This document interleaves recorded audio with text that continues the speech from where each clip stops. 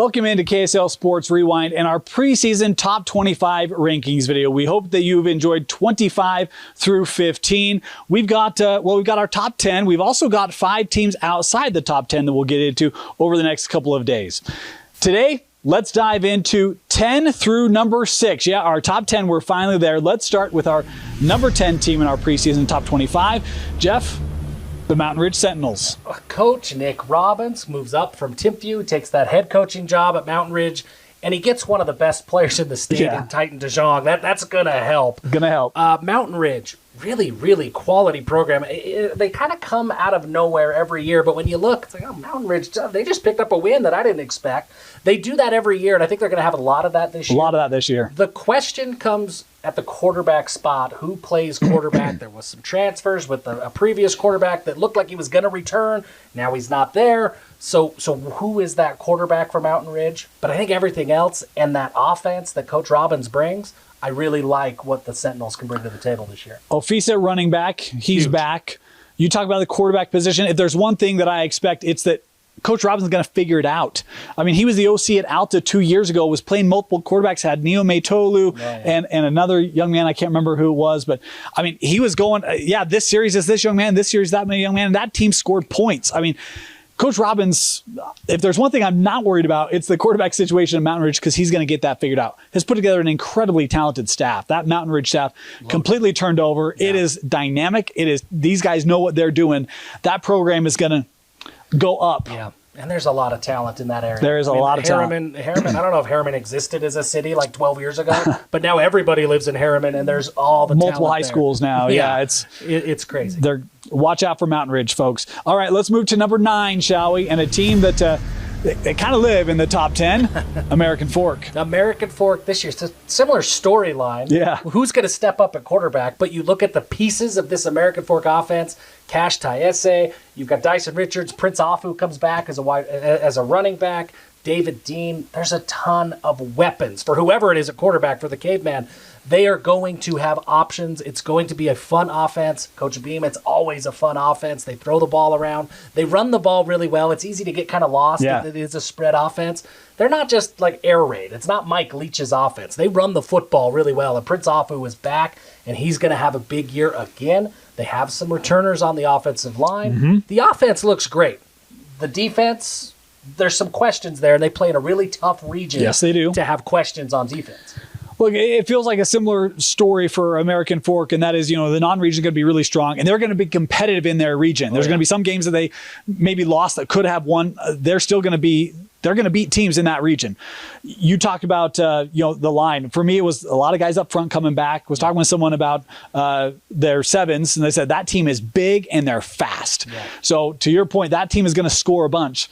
Can the defense get stops in order to get out, get wins in that region? That'll be the big question. But this AF team, look, they're still AF. I mean, this is still one of the top programs in the state coming in our preseason top 10 at number 9. I talked to an opposing coach down there in that region just this week, and he told me, and far be it for him to say nice things about AF. He said, well, look out for AF this year. They're going to surprise a lot. I think they're going to surprise a lot of people because they're kind of lying in the weeds with that new region alignment. Absolutely. Watch out for the Cavemen. Okay, number 8, a team that has been right here. They haven't quite been able to get over the cusp, Jeff.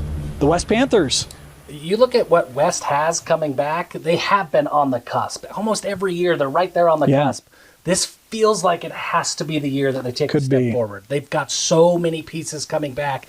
Camden Lopati, Illinois. Congratulations. So awesome. That's crazy. You don't see too many. I think Easton Baker. Yeah, look at us. Same frame, same haircut. We're right there. Camden Lopati comes back. That offense is going to have weapons again. Jackson Tuala's back for another year. I love that defensive line. TK Savory, we saw him against Orem in the playoffs. Just as a freshman last year. All over the place. Yeah. I think he was double-digit sacks, 15, 14. Yep. Fantastic player. Dieter Lotulale. Lotulale, you might recognize that last name. Falatea. Yeah, they've got studs on that defense. This seems like the year, especially in a year where 5A feels a little bit more open than it did in the past. This seems like the year that West, the expectations are going to be there. got to live up to those expectations this year. Louis Hamilton. Yeah, he's back. The speedster for this offense as well. A ton of pieces on both sides of the ball. West going to be really, really tough this year. And Coach Solovey, he's got a roster. This could be a year they can make a very deep playoff run. I would expect to see them at Rice Eccles. We'll see if that happens or not. All right, let's go to number 7, shall we? And maybe our last bulletin board team, the Ridgeline Riverhawks. It was hard. It is hard. It was hard to put them at 7. You look at what Ridgeline did last year. They felt like a team of destiny. They felt untouchable. They were supposed to just go and waltz their way to a state championship. They fell short, a little stumble in the semifinals, so they didn't quite get there. Everybody's back. The whole team is back. I mean, it virtually is every foundational piece of that, both on offense and defense, is back for Coach Cox.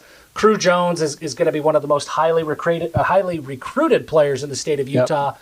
4-star defensive end already, could be pushing 5-star status. We don't get too many of those in the state of Utah. And that kid has been this size since he was 4 years old. It feels like he's been just big his whole career. He's phenomenal. Just released some of his top schools in Ohio State, Oklahoma. It's everybody. But that's not the only one. Nate Dolly comes back at quarterback. Yeah. He's a college player. Graham Livingston comes back a wide receiver. That's a college player. Easton Hammond comes back at offensive line. That's a college player. Did they graduate White? Noah White graduated, right? Yes. They lost their running back. Yeah. But, I mean, you just listed top receivers, top quarterback, top D-line. This is still a very loaded They don't Riverhawk call it team. Thrillville for nothing up there in Millville. That is true. The Riverhawks, they look like the same team we saw a year ago. And by the way, that lime green helmet, the color, I mean, it'll catch your eye, but the logo on that thing is awesome. We just got to call that out there because I'm a big helmet guy. You are a helmet guy. I'm a helmet guy. All right, Ridgeline at number 7. Little bulletin board material there for the Riverhawks. Let's go to our final team in this segment. Coming in at number 6, the Skyridge Falcons. I'm fascinated to see what Skyridge does this year. I am fascinated. This is a team for me that even at number 6, they've got so many question marks simply because they lost an entire offensive line. The way that they played football with Keneal Sweetwine at quarterback last year, they need an offensive line. I think they have the pieces to step in and fill the gap, but they play in that region. It's going to be tough. They're going to be tested. But I love Keneal Sweetwine coming back. He got a lot better as the year went on. They picked up a transfer in Tahi at running back, comes over from Bingham. He ran for just shy of 1,000 yards for the Miners last year, so that's a big addition.